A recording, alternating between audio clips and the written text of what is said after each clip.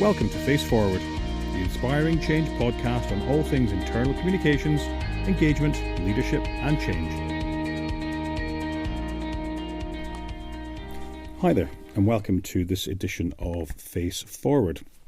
Food and drink exports in Ireland are absolutely critical to our economy.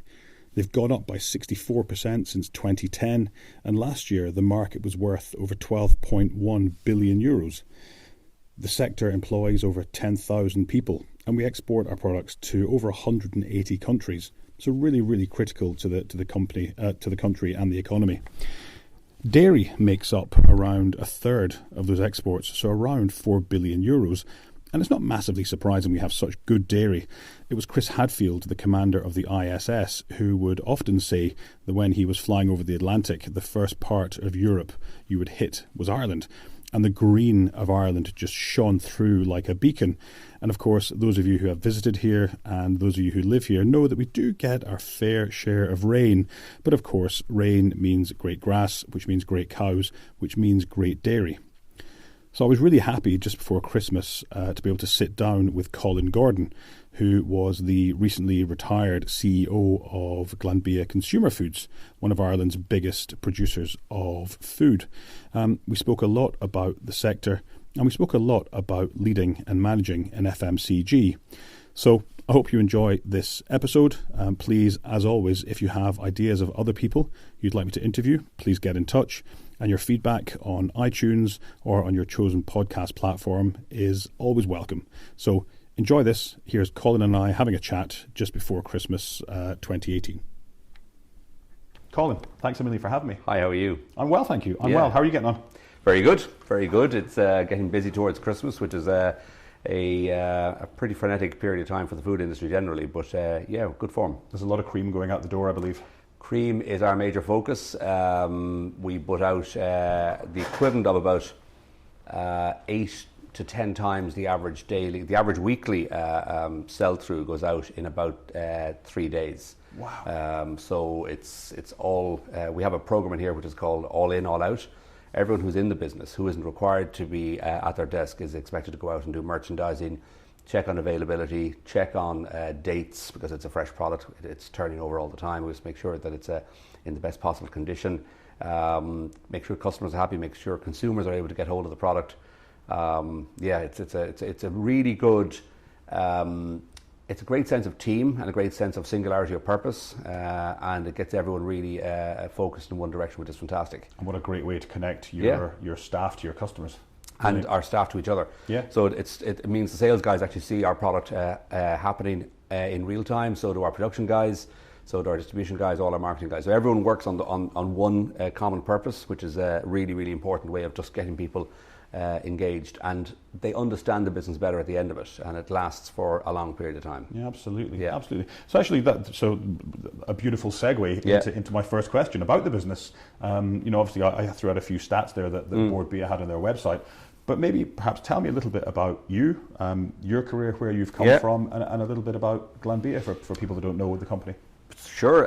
So I'm running the consumer business here for the Glanbia organisation for the last almost 13 years. I've worked in consumer marketing since about the early 80s. So is that a long time or not? I'm not quite sure which. It depends on how old. Absolutely. For some people that would be like a lifetime. So I think my first job was actually in health and what was known as professional products, which basically means dealing with doctors and nurses. And healthcare and wound management, which was quite interesting, bed sores and burns. Then I moved into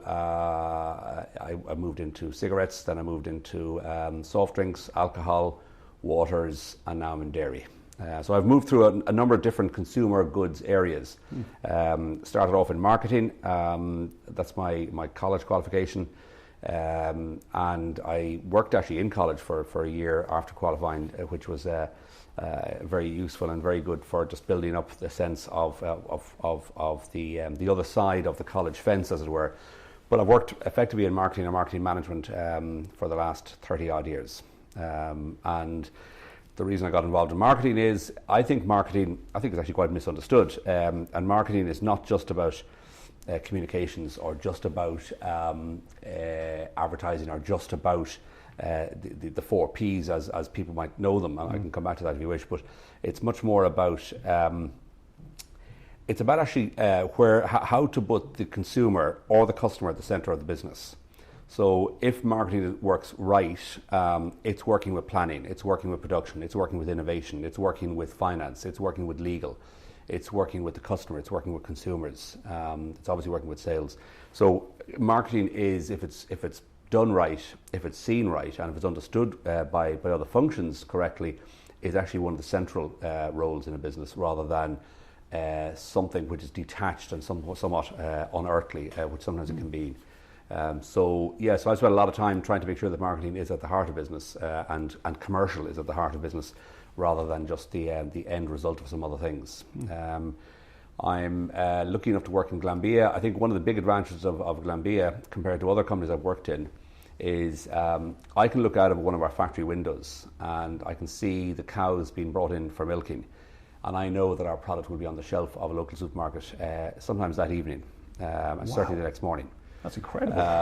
And that's very, very, very empowering. Yeah. It's very humbling in many ways as well. So it's different from working in soft drinks where syrup is brought in and lots of things are added to it. Ours is, it's milk, it's cream, it's butter, it's cheese, it's soups which are made from vegetables and chicken stock and creams and various seasonings.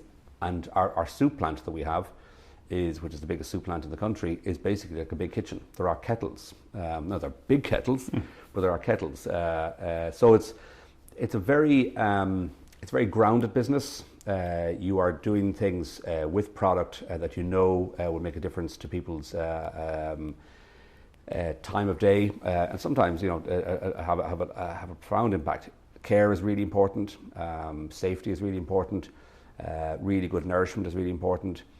But even on a kind of a slightly alarming way, how often have we all had calls from significant others saying, "We're out of milk, will you get some milk on the way home?" So milk is actually a distress purchase in many ways. It was only last evening in our house, actually. There you go. Yeah. Hope you got the right brand on the way home.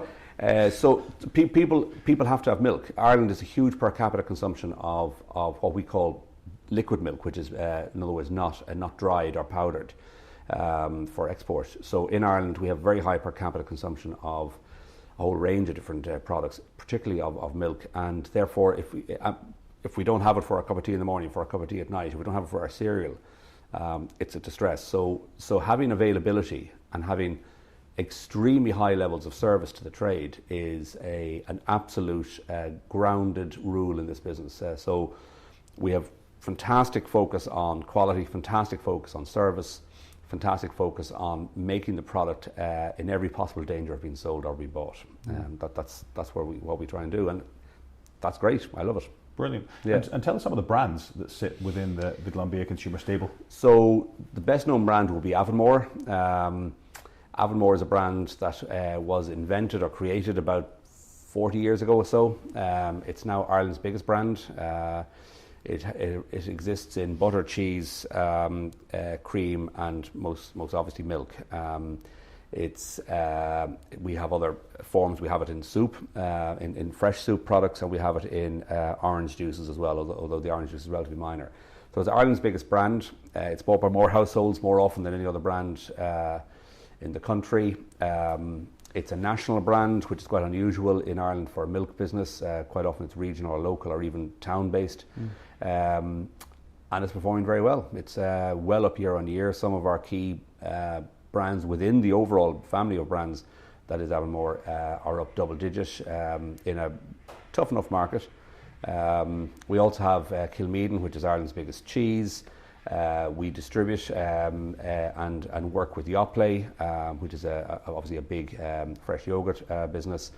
And we have a whole range of contract manufacturing, private label, and other distribution agreements that we operate to. So we're, and these all sound like very sort of vainglorious claims, but it does matter in the food business. Scale is really important. We're probably we are Ireland's largest consumer foods business. We ship about 2.5 million consumer sales items per day. Wow. With a level of service of about 99.8%. So big numbers, which work for you if you're doing them well, and work really, really badly against you if you do it wrong. If you get any of those percentages wrong, or any of those absolutes wrong, it really does matter.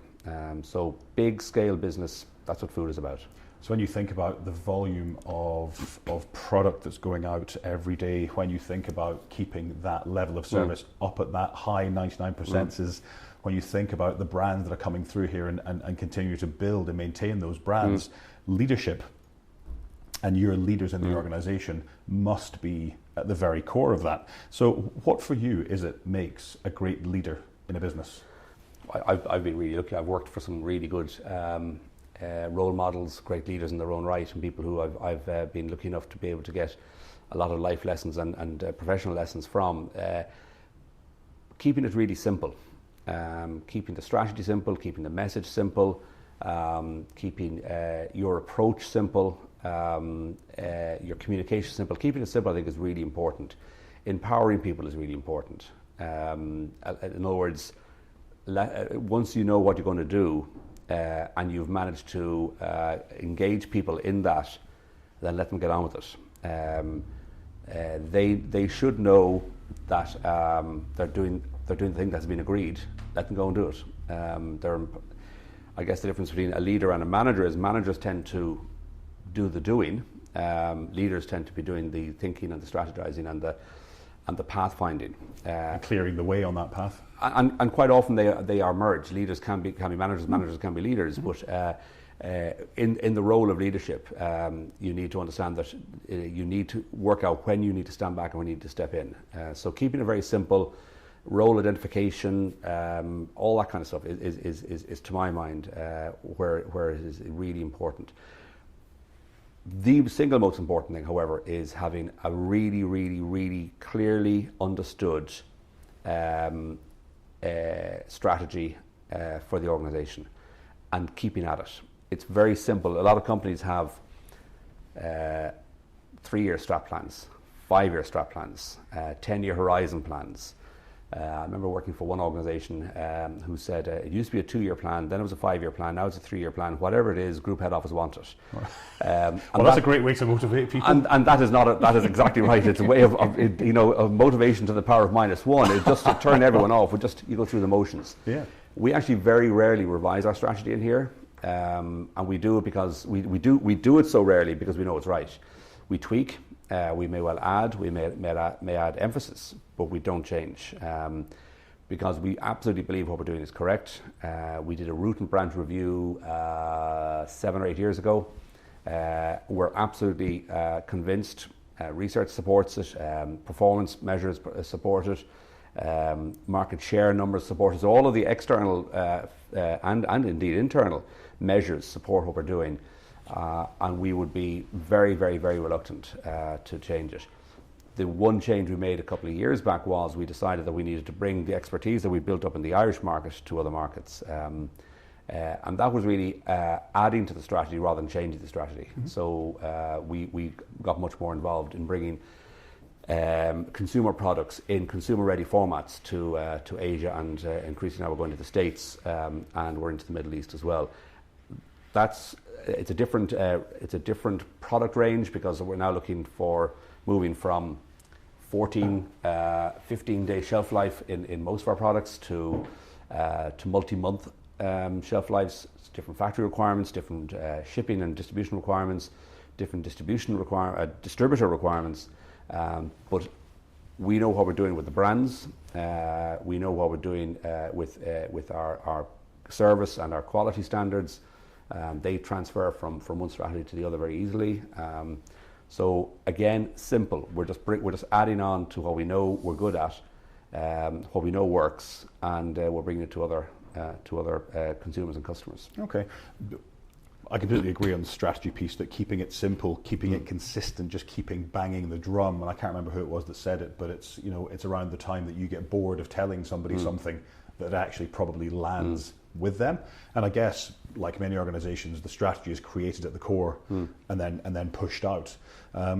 What do you see when you talk about leaders keeping strategy simple? What do you see as being their role day to day in terms of helping their people to see that link between what those people are doing, perhaps in the soup factory or bringing in cows to be milked, how what they're doing is linked back to the strategy and success for the company. Yeah, it's like the old story of in John Kennedy's era about someone went to visit a factory and there was a guy sweeping the floor. What are you doing? He said, well, I'm working here in an aerospace industry. I'm helping put a man on the moon. So yeah, I think engagement is the biggest single thing. We work quite hard. I think we work really well and hard on building engagement. And the engagement is, I'm very strongly of the belief that people don't check in their personalities and their capabilities at the front gate. And nor should they, I agree. No. So they are, how do you make sure that they are committed to the one cause, to the simple strategy? Realising that there's a lot of complexity behind it, which is the nature of business, and the fact that some of the demands and some of the externalities can change all the time. But how do you keep the strategy simple, recognising all the dynamics, and making sure that that person, he, she, them, are fully engaged? And the engagement piece is really important to us, and that allows for people. It allows for common language, common narratives. It allows for literally storytelling, which is important. Communications is really important.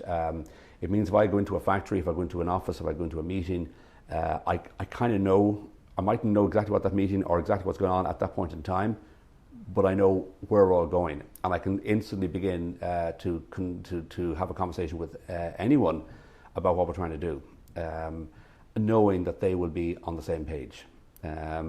So it's making sure the simple can actually be communicated down and people can feel engaged with it. Yeah. And I'm using the word simple not to confuse with simplistic or even silly, but how do you make a very big story very simply told? Keep at it.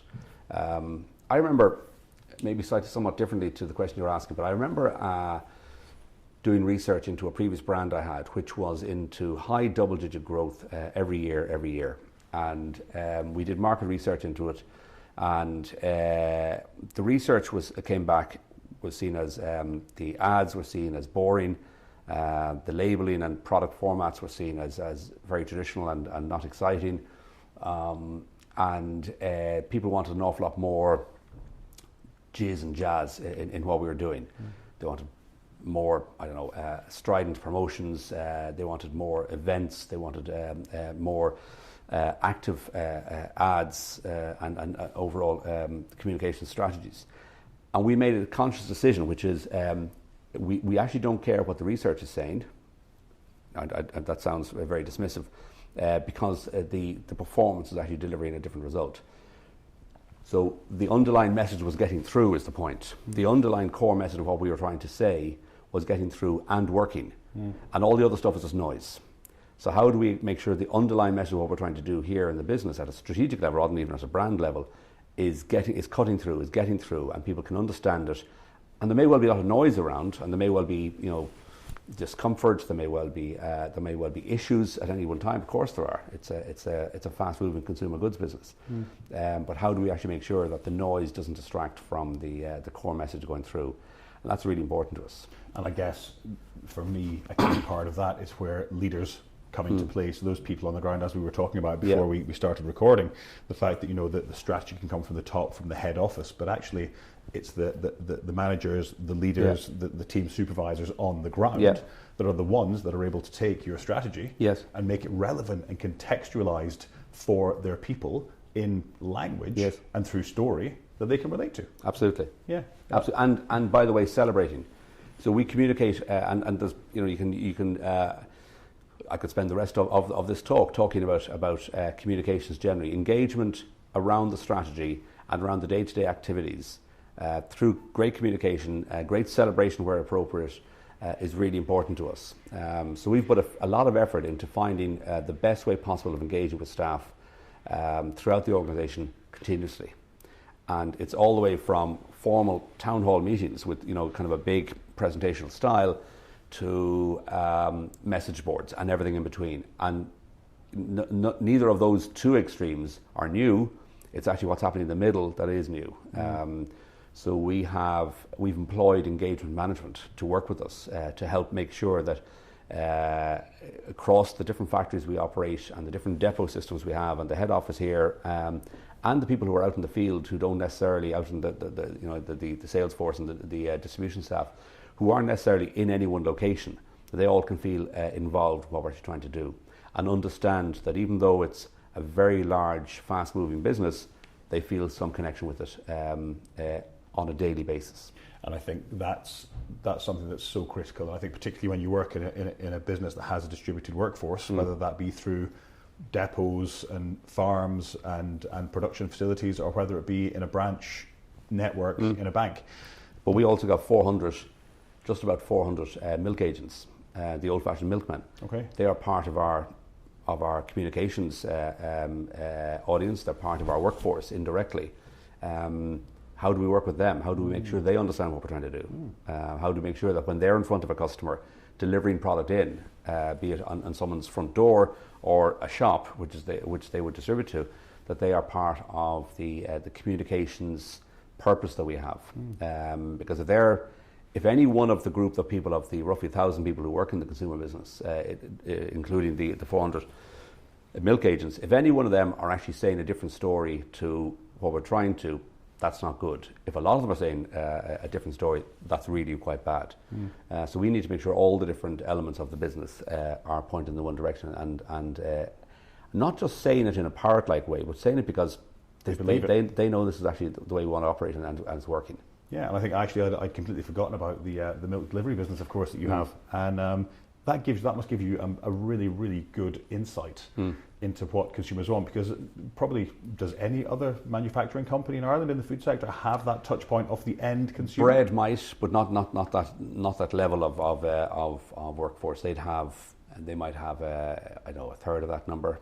Some of the big guys would have about a third of that number, but no, the rest tends to be through large distribution depots where large trucks come and take everything away. Ours is, we have a whole series of depots. We have 5 very large depots. We have 80 smaller depots around the country that people actually use for their for stock holding while they bring it to smaller towns and villages and nightclubs and clubs and hotels and guest houses and care homes and all the rest all around the country all the time.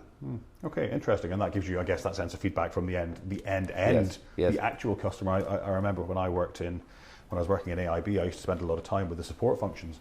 So the likes of legal and HR and finance and risk and compliance, all those people, and they'd often say to me, well, it's very hard. When you talk about customer first, which actually I don't actually fundamentally agree with. I believe that you should put staff first and allow them put customer first. Maybe that's a conversation we'll have in a second. But they would always say to me, but my customer is internal. My customer, if I work in legal for somebody in corporate banking, my customer is internal. And I used to say to them, no. You can forget that, because actually the customer is the customer. That doesn't change. Yeah. The person who wants the loan to buy a business doesn't change.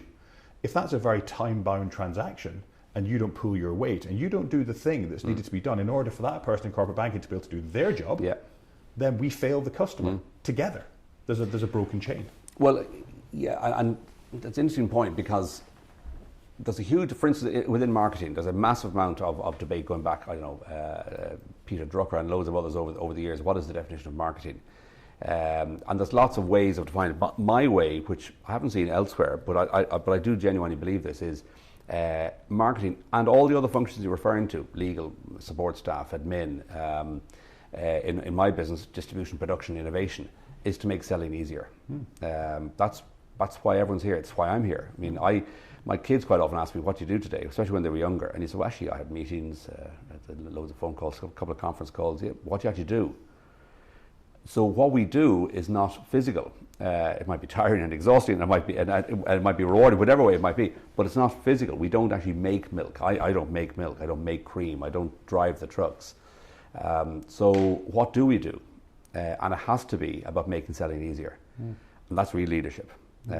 So whether it's me or the legal team or the innovation team, innovation includes continuous product improvement.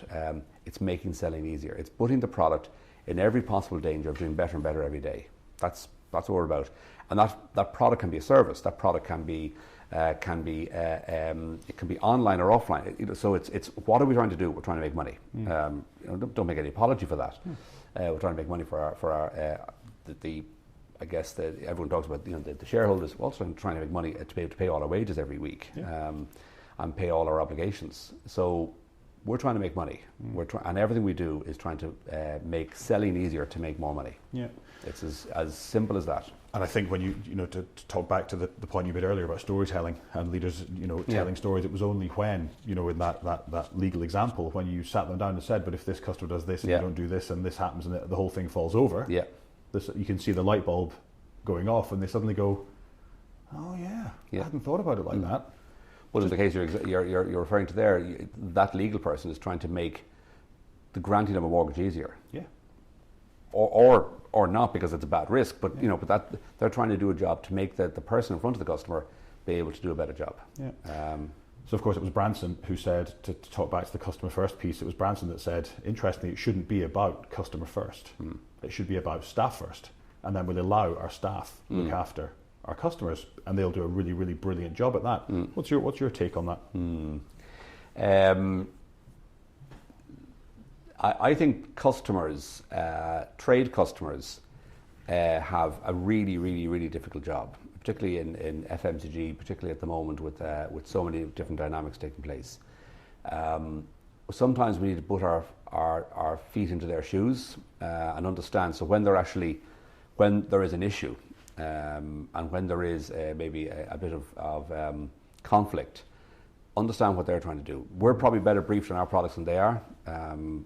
Not probably, definitely, almost all the time.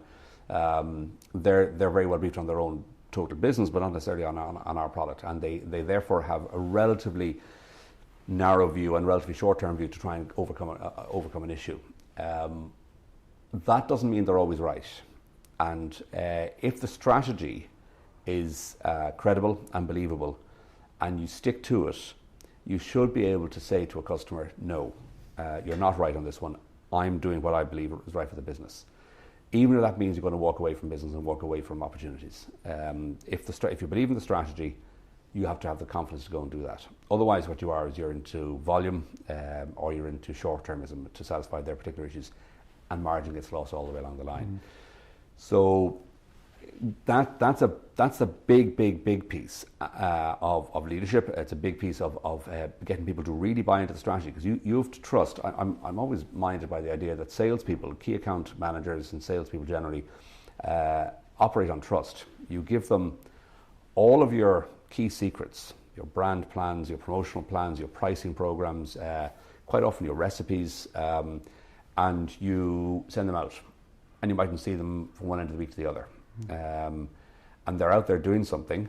It's not a clock in, clock out system. They do have targets to meet and whatever, but they actually could, theoretically beat them all on the last day of the year by one huge order. It wouldn't happen in our business because we have short shelf life product, but so it is based on trust, and you have to trust that they're actually saying in front of the customer what you want them to say in accordance with the strategy.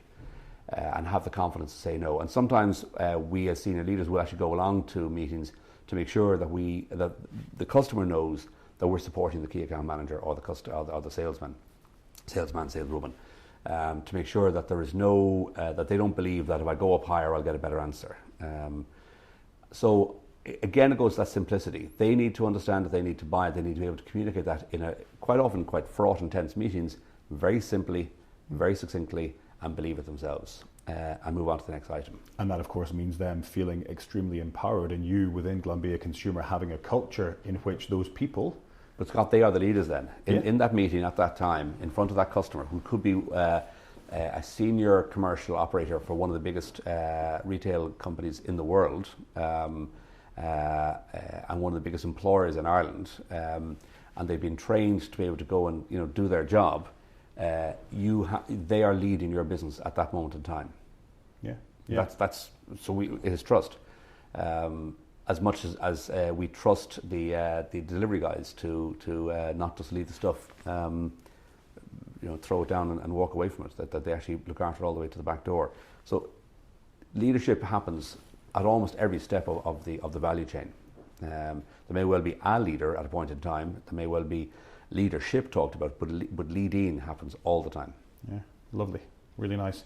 You touched earlier when we talked about your definition of what makes a great leader, about the fact that you have had some really, really good leaders that you've learned a lot from. Who are some of your leadership role models, and what were some of the things that you took from them? Professor Tony Cunningham in UCD, when I did my masters, he asked me to stay on it to work for him for a year. One of the big things I see from him, from Jerry Grogan, who ran Imperial Tobacco here in Ireland, and I worked for him as head of marketing, and then when I worked in alcohol and soft drinks, Tony O'Brien, who headed up the Cantwell and Cochrane organisation, and then John Maloney, who employed me here in Glanbia, and Siobhan Talbot, who now runs the Glanbia operation. They all had trust, and they all empowered you, and never did I get a sense that if I came up with an idea or if I made a suggestion, that it was going to be considered to be, well, that's from the new guy, or that's from someone in marketing. They took it on board validly. They tossed it around, and they incorporated it if it was appropriate. So you always felt that you were listened to. They always felt that you were trusted and that you were empowered. So they're not easy attributes. Someone, at least one of those people, had effectively run the company as, in this case, his own for many, many, many years, and to go in there as someone with loads of highfalutin ideas was always going to be not difficult, but it had the potential to be awkward. For someone to actually go, no, I'm listening to you, that's fine, go and do it. Even when you were doing something which mightn't have been in their mind over the previous couple of decades when they were setting up the company and running the company. That was always going to be a moment of truth, and it came through. That sense of let them do it. I've empowered you to do something. I've employed you to do something. I'm going to empower you to go and do it, and keep me informed. Yeah, and it's really interesting when you talk about the owner manager having run it themselves for the past 20 years, and here comes this young buck with all their new ideas. It's actually, and we know, and we've both seen those organisations which are doing well, but they don't go interstellar, because that person just won't let go. They won't let the you and your peers come in and say, here's the way we should be doing things now. It's a great expression I heard from someone once, which is every now and then we need to learn to say yes, and quite often we're programmed to say no, or what about, or have you not thought of, in some way saying no, hesitant, somewhat building a block rather than actually opening a bridge. Sometimes we need to learn to say yes. Yeah, I love that. I'm not going to let my kids listen to this podcast, obviously, for actually purely just for that last 10-second little clip there. They're not going to get to listen to this. Kids, I'm never saying yes, by the way. So tell me, this is a question I ask at the end of all the podcasts, and I think I'm actually going to put together a podcast just of this question, just of the ends. The end of the ends. The end of the end. I'm going to use that. I'm copywriting that really quickly. What's the one piece of leadership advice you would give to your 20-year-old self, knowing what you know now? Yeah. Do you know? That's a very good and which is code for not very fair question. I've had fantastic fun. I can't say have more fun, because I've had fantastic fun. I think laughing and friendship is really important. The FMCG business is very collegial. You don't go into it for an easy time. It's actually quite. You need a huge amount of resilience, because it's big numbers repeated every day, including Christmas. So it's a very, very, very repetitive, high stress sort of environment. And whether we're selling cigarettes or alcohol or soft drinks or cordials or dairy products, it's the same thing. And no matter what size you are, you still need to have a very good service level repeated every day. Now, I know other companies might say, well, that's the same for them. It's the fact that you're actually putting food into someone's mouth every day, or food or drink, is what actually just makes it really quite particular. So I can't say have fun, because I've had fun, because one thing about the FMCG business is it actually builds a collegial thing. People come in and they kind of stay around for a while within the sector, maybe not within each company. I can't say you try different things, because I've tried loads of different sectors, I've tried loads of different geographies, I've tried loads of different companies. I've got involved in franchise management, distribution agreements from some of the largest companies in the world into Ireland and out of Ireland. I think spend more time educating myself. I found myself the other day signing off a piece for one of my colleagues and saying, "Listen, I think you should do this program." And I actually said, why wouldn't I have done that? One of the shortcomings I've had, notwithstanding the fantastic words I'd say about almost all my bosses that I've been lucky to work with, bar one or two, I've been very, very fortunate, was that they didn't necessarily do a lot of formal training. So you learned on the job. That's very exciting, and you really get a sense of the dynamic of life. But I think I would have done better. I would have enjoyed more intellectually the discipline of more formal training. So at the age of 20, I was still in college at 20, but if I was, say, 30, I would have gone, I need to do more formal training. I need to be continually developing myself formally rather than just relying on the job training. Okay. That would be it. Do some formal training and have fun. That's it. Is that what we're taking from that? That's it, exactly. Excellent. And that wraps up my questions. Colin, it's been really good fun. Well, thank you very much indeed. It's a great opportunity. Thank you. Wish you and everyone listening the very best going forward. Thank you very much, and hopefully the run into Christmas isn't too bad for you, and thanks for giving up your time. Not at all. Thank you very much indeed. Thank you. Thanks for listening. If you enjoyed this podcast, please take a minute to rate it and maybe even leave a comment. To learn more about Inspiring Change, to read our blog, and to hear more podcasts, please visit our website at inspiringchange.ie.